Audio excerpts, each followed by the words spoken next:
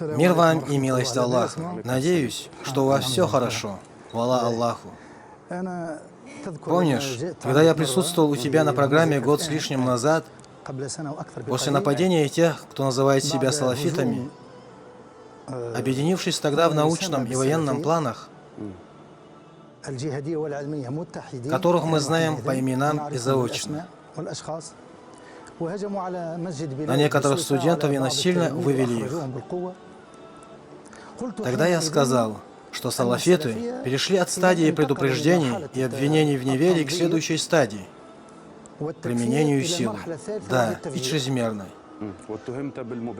И мне противостояли многие из деятелей политики и средств массовой информации. Мол, такого не происходит в городах. Я не пророк, которому не спосылаются откровения. Но кто пробует то, что уже проверено, тот пожалеет. История, закрепленная фактами, говорит на их счет называнием самих себя, что движение, называющее себя салафитами, есть не что иное, как ваххабизм, относящийся к Мухаммаду бин Абдуль-Ваххабу из Наджды. Оно появилось примерно 2,5 веков назад в Наджде.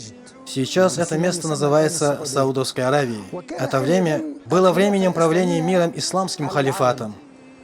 Исламская умма была едина.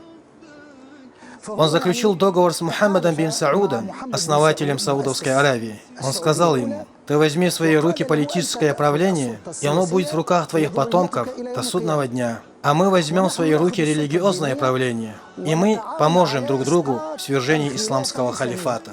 А как они могут убедить людей вокруг себя? Они сказали, что вероубеждение халифата – это вероубеждение зайтуна, умеренного ислама, а сами они ханафиты.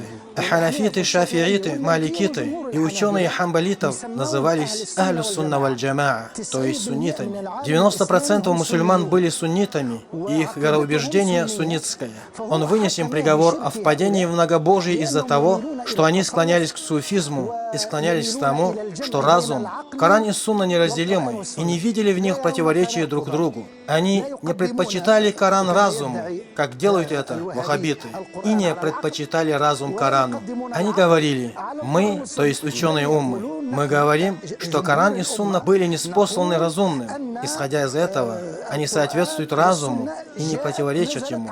А они, ваххабиты, отвергают этот путь, потому что их основоположник и старший идеолог Ибн Таймия написал книгу на тему логики и на тему недозволенности науки логики.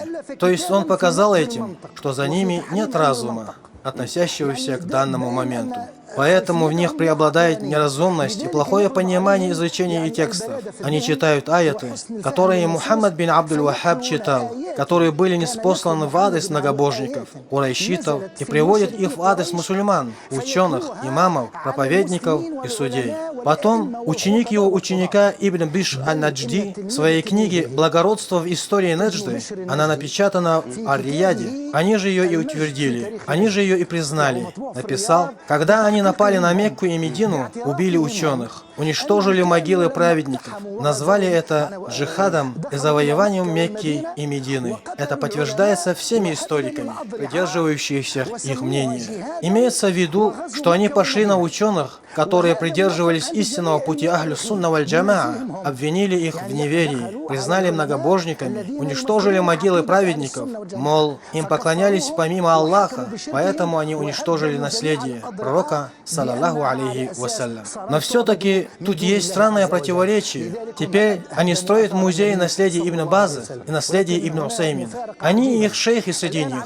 Это его очки, это его ручка, это его обувь и так далее. Охраняют их историческое наследие. А историческое наследие пророка, саллаллаху алейхи вассалям, к примеру, они построили уборные на месте его дома.